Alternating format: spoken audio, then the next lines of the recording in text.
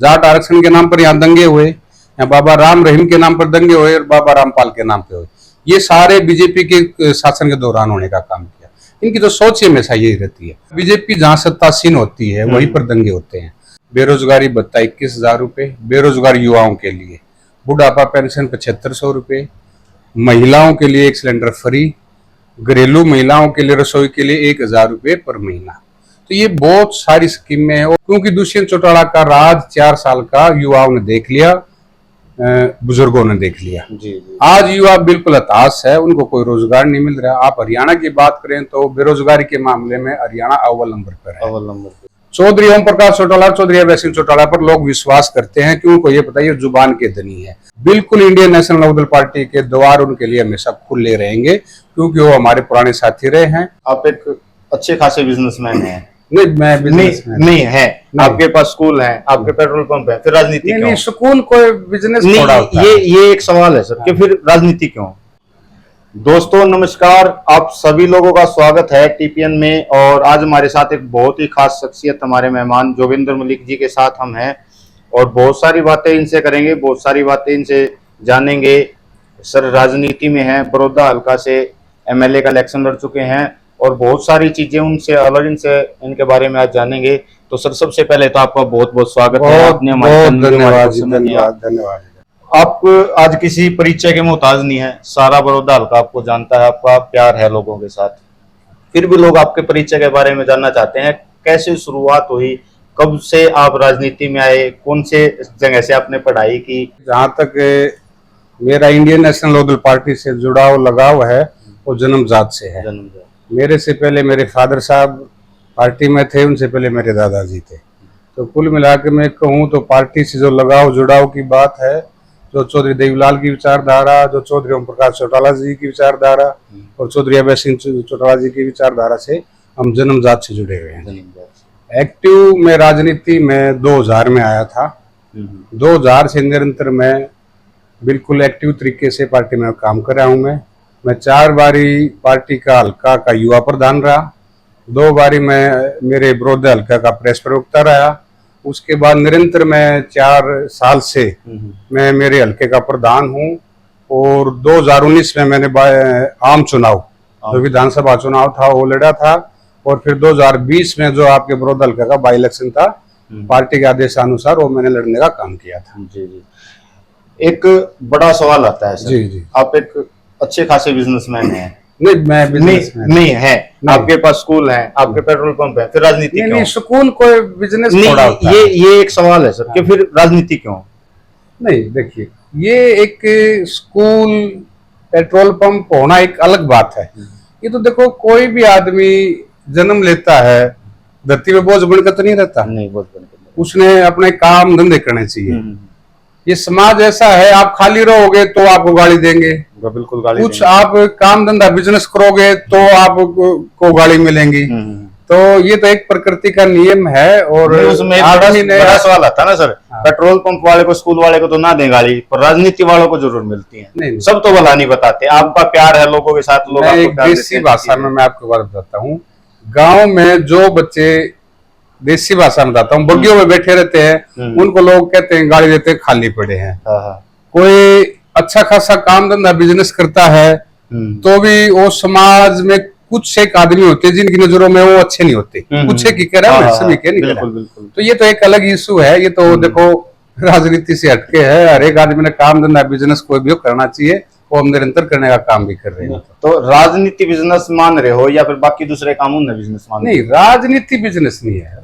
नहीं, अगर हम समाज सेवा के लिए कर रहे हैं तो बिना राजनीति भी हो सकती है। बिल्कुल, ये तो मैं भी कहता भी हूँ और आप भी कह रहा हूँ। मैं बिल्कुल, समाज सेवा बिना राजनीति की भी हो सकती है, बहुत सारे आदमी करते भी हैं। और अब तक जैसे हमारे जैसे छोटे जो भी वर्कर हैं पार्टी के, या नेता लगा ले या वर्कर लगा ले, मैं तो अपने आप को वर्कर ही कहूंगा। तो अब तक हम जो भी छोटी मोटी जो भी सामाजिक सेवाएं करते हैं वो गैर राजनीतिक तौर पर करते भी हैं। और बगैर राजनीति के करें, अब से पहले कोई हम एमएलए थोड़ा, एमपी थोड़ा कोई बन लिए, तो वो तो हमारा अपना एक तरीका होता है कहने का। हमारा मानना तो यही है कि राजनीतिक अपनी जगह पे है, भाईचारा अपनी जगह पे है। बिल्कुल। तो अगर कहीं पे धर्म की या भाईचारे की बात आती तो वहां राजनीति से हटके बात करें। बिल्कुल, देखो, धर्म एक अलग चीज है। बाकी आज के दिन राजनीतिक पार्टियों ने जात पात धर्म मजहब को बांट के ही राजनीति करते हैं। मैं उदाहरण के तौर पे आपको बताना चाहूंगा, बीजेपी की जो सोच है वो हमेशा यही रही है। सर एक बहुत बड़ा सवाल कि बीजेपी आज बहुत बड़ी पार्टी है और आपकी पार्टी में बहुत सारे उतार चढ़ाव हुए हैं, तो किस तरह से आप बीजेपी को टक्कर दे पाओगे? देखिए, इंडियन नेशनल लोकदल पार्टी ने आज से पहले भी आप इतिहास उठाकर देखोगे, इससे बुरे दौर से निकले गई है। और जब कोई भी पार्टी या परिवार दो दौड़ों में बढ़ता है या अलग होते हैं तो लाजमी बात है उस परिवार को, राजनीतिक पार्टी को नुकसान होता है। उस चीज का नुकसान हमने बीते समय में इंडियन नेशनल लोकदल पार्टी को भी हुआ था। बट आज के दिन इंडियन नेशनल लोकदल पार्टी उस दौर से ऊपर हो चुकी है। आज इंडियन नेशनल लोकदल पार्टी अपने पुराने रूप में आ चुकी है। इंडियन नेशनल लोकदल पार्टी आने वाले समय में बीजेपी और कांग्रेस से मुकाबला कर पाएगी और 100% मैं कहता हूं कि आने वाले समय में इंडियन नेशनल लोकदल पार्टी सत्तासीन होने का काम करेगी। अगर सुबह का बुला शाम को घर आ जाए तो बुला नहीं कहते जी। बंटवारा हुआ जी। कुछ लोग घर को छोड़ के गए जी।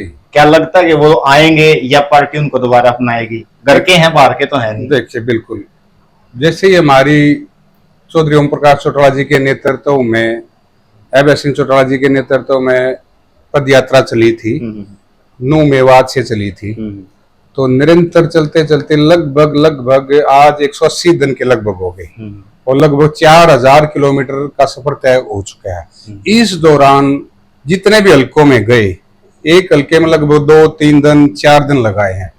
उन सभी हलकों में हमारे जो पुराने साथी थे जो हमें छोड़कर चले गए थे, जो बरगला लिए गए थे, जो दूसरी पार्टियों में खासकर जेजेपी में या अन्य पार्टियों में चले गए थे, बहुत सारों ने वापस घर पर आने का काम किया है। और निरंतर मैं आपको बड़ौदा हल्के की बात बताऊं तो बहुत सारे साथी हैं जो मैंने लिस्ट बना रखी है, जो मेरे संपर्क में है। उनका भी कहना यह है कि अब जब भी कोई हल्के में बड़े नेता का प्रोग्राम हो तो हम इंडियन नेशनल लोकदल पार्टी अपने घर परिवार में वापस आने का काम करेंगे।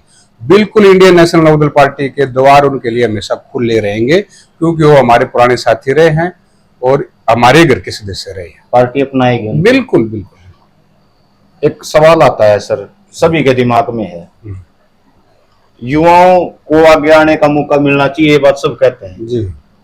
और सवाल इसमें आ जाता है बड़ा, वाई ओम प्रकाश चौटाला या वाई इनेलो? अगर वाई इनेलो हो तो फिर दुष्यंत चौटाला भी गलत नहीं थे, वो भी आ सकते थे सीएम के लिए। तो फिर वाई ओम प्रकाश चौटाला ही क्यों, यही क्यों जरूरी है देश के लिए? देखिए, इंडियन नेशनल लोकदल पार्टी का जो पौधा था चौधरी देवीलाल जी ने लगाया था। जी जी। उसको बाकायदा पानी देकर खाद डाल के बड़ा करने का काम चौधरी ओम प्रकाश चौटाला जी ने किया। बीच में पार्टी में कुछ दिक्कतें आई, कुछ साथी उनके साथ चले गए थे, उनको पता नहीं था। आप कह रहे थे वाही चौटाला साहब, बड़े चौटाला साहब। वाही बड़े चौटाला साहब इसलिए बड़े चौटाला साहब को लोग याद करते हैं कि बड़े चौटाला साहब जो कहते हैं वो करते हैं। बखूबी सेम इसी तरह चौधरी अभय सिंह चौटाला जी जो वादा करते हैं, चाहे वो बुजुर्गों से वादा करते हैं चाहे युवाओं से वादा करते हैं, उसको बखूबी निभाने का काम करते हैं। और दुष्यंत चौटाला क्यों नहीं, दुष्यंत चौटाला इसलिए क्यों नहीं जाना चाहेंगे और जो चले गए क्यों वापस आना चाहेंगे? क्योंकि दुष्यंत चौटाला का राज 4 साल का युवाओं ने देख लिया, बुजुर्गों ने देख लिया। जी। आज युवा बिल्कुल हताश है, उनको कोई रोजगार नहीं मिल रहा। आप हरियाणा की बात करें तो बेरोजगारी के मामले में हरियाणा अव्वल नंबर पर है। अव्वल नंबर पर। तो युवाओं को तो रोजगार चाहिए, तो इसलिए युवाओं की उम्मीद आज के दिन, आज आप विधानसभा का सत्र देखोगे तो हर एक युवा, हर एक बुजुर्ग विधानसभा का सत्र देखना काम करता था चौधरी अभय सिंह चौटाला के विचार सुनने के लिए करते हैं। चौधरी ओम प्रकाश चौटाला, चौधरी अभय सिंह चौटाला पर लोग विश्वास करते हैं कि उनको ये पता है ये जुबान के धनी है, इसलिए उन्होंने चूज करना चाहिए चौधरी ओम प्रकाश चौटाला और चौधरी अभय सिंह चौटाला को। और दुष्यंत को इसलिए नहीं चूज करना चाहिए क्योंकि उन्होंने 4 साल के अरसे के दौरान उन्होंने देख लिया कि ये क्या कर सकते क्या नहीं। वो तो एक लुटेरों का गिरोह है जो निरंतर प्रदेश को लुटने का काम कर रहा है। चलो अब इसमें एक जो हमारी जो प्लानिंग है, क्योंकि आप पार्टी में एक अच्छे लेवल पे रह चुके हैं, आपके लिए ये तो हम मान सकते हैं कि जिस आदमी में घमंड नहीं हो ये बोल सकता है तो मैं तो एक कार्यकर्ता हूँ, लेकिन आप अच्छे लेवल पे रह चुके हैं और आपको पता होगा कि आने वाले 2024 के लिए अगर हमारी सरकार सत्ता में आती है तो जी, क्या हम सोच रहे हैं हरियाणा के लिए, या हम क्या सोच रहे हैं हिंदुस्तान के लिए? देखिए 2024 में निश्चित तौर पर आप मान के चलिए इंडियन नेशनल लोकदल पार्टी सत्तासीन होगी। तो अगर हमारी पार्टी सत्तासीन होती है तो पार्टी ने पहले से ही हमारा एजेंडा क्लियर कर रखा है। बेरोजगारी भत्ता 21,000 रुपये बेरोजगार युवाओं के लिए, बुढ़ापा पेंशन 7500 रुपये, महिलाओं के लिए 1 सिलेंडर फ्री, घरेलू महिलाओं के लिए रसोई के लिए 1,000 रुपये पर महीना। तो ये बहुत सारी स्कीमें हैं। और जो आज के दिन हर एक गरीब आदमी, किसान, मजदूर, छोटा व्यापारी जो आज इन मीटरों से दुखी है, जो आपके मीटर आपने पोलों पे बाहर खंभों पे दिखेंगे जो धूप में भी चलते हैं, चौधरी अभय सिंह चौटाला जी ने कहा कि हमारी सरकार आते ही इनको उखाड़ कर जोड़ में तालाब में डालने का हम काम करेंगे। और किसानों के लिए, कमेरे वर्ग के लिए अनेकों नीतियां पहले भी चौधरी ओम प्रकाश चौटाला ने करने का काम किया, और आगे सरकार आएगी तो भी इनके लिए अनेकों नीतियां बनाकर उनको लागू करने का काम इंडियन नेशनल लोकदल पार्टी करेगी। ये अच्छी बात है। और और आप ही नहीं, जितनी भी सरकार आती हैं वो शुरुआत में इस तरीके की बातें बताती हैं। नहीं। कितने पूरे होने की उम्मीद है? देखो आज के दिन आप प्रदेश में अगर जुबान का धनी किसी आदमी को सुनोगे तो उसमें सबसे ऊपर नाम चौधरी अभय सिंह चौटाला जी का आएगा। हाँ, जुबान के धनी मानते हैं, सब मानते सभी मानते हैं। तो ये भी आप 100% मान कर चलिए, जो चौधरी अभय सिंह चौटाला जी वादा करेंगे उसको निभाने का भी काम करेंगे। 2024 के लिए कुछ खास तैयारियां? 2024 के लिए हमारी पद यात्रा चली हुई है, जैसे कि आपने पता है वो लगभग 25 सितंबर को हमारी जो कैथल में चौधरी देवीलाल जी के जन्म दिवस के उपलक्ष्य में जो रैली का आयोजन किया जा रहा है उसमें पूरी हो जाएगी। ये हमारी पहले चरण की यात्रा थी, तैयारी थी। उसके बाद पार्टी का एजेंडा आएगा। हर गांव में चौधरी अभय सिंह चौटाला जी, चौधरी ओम प्रकाश चौटाला जी जाकर लोगों से मिलेंगे, उनकी समस्याएं पहले भी जानने का काम किया, आगे और बिल्कुल एक एक गांव, एक एक विधानसभा क्षेत्र में जाकर उनका पता करेंगे और बखूबी पूरी ताकत के साथ 2024 का चुनाव इंडियन नेशनल लोकदल पार्टी लड़ने का काम करेगी। सर एक और सवाल आता है जी, बहुत सारे लोग पार्टी बदल कर चले जाएं, जी, टिकट नहीं मिली, टिकट मिल गई तो ठीक है, नहीं तो दूसरी पकड़ लेंगे। बिल्कुल बिल्कुल। 2 शब्द उनके लिए क्या कहना चाहोगे? देखिए मैं कहता हूँ स्वार्थी लोग होते हैं। जो आपने चौधरी ओम प्रकाश चौटाला जी का राज देखा होगा, उसमें आपने, मैं ज्यादा दूर नहीं जाऊंगा, सोनीपत की बात करूंगा, आपके बड़ौदा हल्के की बात करूंगा और पूरे सोनीपत की बात करूंगा। यहाँ इतने बड़े बड़े नेता उस टाइम पे जो सेकंड सीएम कहलाते थे, जो उस दौरान इतने बड़े बड़े काम चौटाला साहब से करवाने का उन्होंने काम किया, जो उस टाइम पे चौधरी ओम प्रकाश चौटाला साहब उनके लिए भगवान थे, आज उनको छोड़ के चले गए, वो अपने स्वार्थ में छोड़ के चले गए। देखो मेरा मानना यह है कि पार्टियों का अच्छा बुरा वक्त आनी जानी एक अलग चीज होती है। आदमी ने अपने जमीर के साथ, स्टैंड के साथ खड़ा होना चाहिए। वो जो लोग पार्टी छोड़ के जाते हैं, आज भी मैं देखता हूँ और पहले भी मैंने देखा है, वो स्वार्थी लोग होते हैं। वो वही जाना पसंद करते हैं जहां उनको मलाई मिलती है। संघर्ष करना उनके बस की बात नहीं है।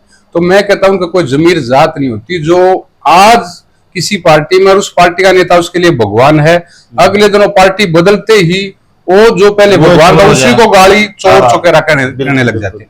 तो ऐसे आदमी बड़े स्वार्थी और बहुत ही खतरनाक आदमी होते हैं। मैं तो जो वो इस टाइप के आदमी किसी भी पार्टी में जाए तो मैं तो उनको, उस पार्टी के नेता को भी सलाह देता हूँ उनको टिकट देने का काम ना करे।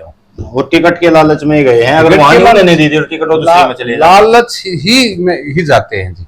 अदरवाइज मेरा मानना यह है कि अलग अलग विचारधाराओं से पार्टियां बनती हैं और जिसकी विचारधारा जिससे सूट मेल खाती है उसी में जाता है। तो मेरा अपना जमीर है। देखो मैं तो जन्मजात से इंडियन नेशनल लोकदल पार्टी में हूँ। हमने अच्छा वक्त भी देखा इस पार्टी का, बुरा वक्त भी देखा, आगे भी अच्छा आए चाहे बुरा आए, जो भी वक्त होगा मरते दम तक इंडियन नेशनल लोकदल पार्टी में रहेंगे और थे और रहेंगे। बहुत बहुत शानदार सर। अभी जो मेवात में हिंसा चली हुई है, हिंदू मुस्लिम, वो नाना पाटेकर वाली बात है, मैं हिंदू मैं मुस्लिम, जी, सरकार की कमी है, लोगों में राजनीति के कारण प्रॉब्लम हो रही है, या ये चीज नॉर्मल है? देखिए मैंने पहले भी आपको बताया था, बीजेपी पार्टी हमेशा जात पात धर्म मजहब के नाम पर राजनीति करने का काम करती है। हमारे मेव जो है वहाँ पे मेवात जिसको बोलते हैं हम, उसका इतिहास रहा है, आज तक वहां कभी कोई हिंसा नहीं हुई और वो पक्के देशभक्त है। देश की आजाद करवाने के लिए भी उन्होंने लड़ाई लड़ने का काम किया और इतिहास गवाह है, आज से पहले वहां कोई सांप्रदायिक दंगे भी नहीं हुए। ये क्या कारण होता है, बीजेपी जहां सत्तासीन होती है वहीं पर दंगे होते हैं। ये यात्रा आज से 3-4 साल पहले से चलती आ रही है, उससे पहले दंगे क्यों नहीं हुए? क्योंकि बीजेपी की तो सोच ही ये है कि पूरे देश को, प्रदेश को, जहां प्रदेश में जात पात का जहर घोलने की जरूरत होती है वहां जात पात का करते हैं, जहां हिंदू मुसलमान का करना होता है वहां हिंदू मुसलमान का करना होता है। आपके सामने है, आपके हरियाणा प्रदेश में भी पहले दंगे होने का काम किया, जाट आरक्षण के नाम पर यहाँ दंगे हुए, यहाँ बाबा राम रहीम के नाम पर दंगे हुए और बाबा रामपाल के नाम पे हुए। ये सारे बीजेपी के शासन के दौरान होने का काम किया। इनकी तो सोच ही हमेशा यही रहती है। और दूसरा, मैं आपसे पूछना चाहता हूं, आपके चैनल के माध्यम से मैं उनसे ही पूछना चाहता हूं बीजेपी वाले से, क्या यहाँ 2 टाइप के हिंदू हैं क्या? एक तो हिंदू वो हैं जो बीजेपी से जुड़े हुए हैं, एक हिंदू वो हैं जो हिंदू संगठनों से जुड़े हुए हैं, एक हिंदू हम भी हैं, हम इंडियन हैं, भारतीय हैं।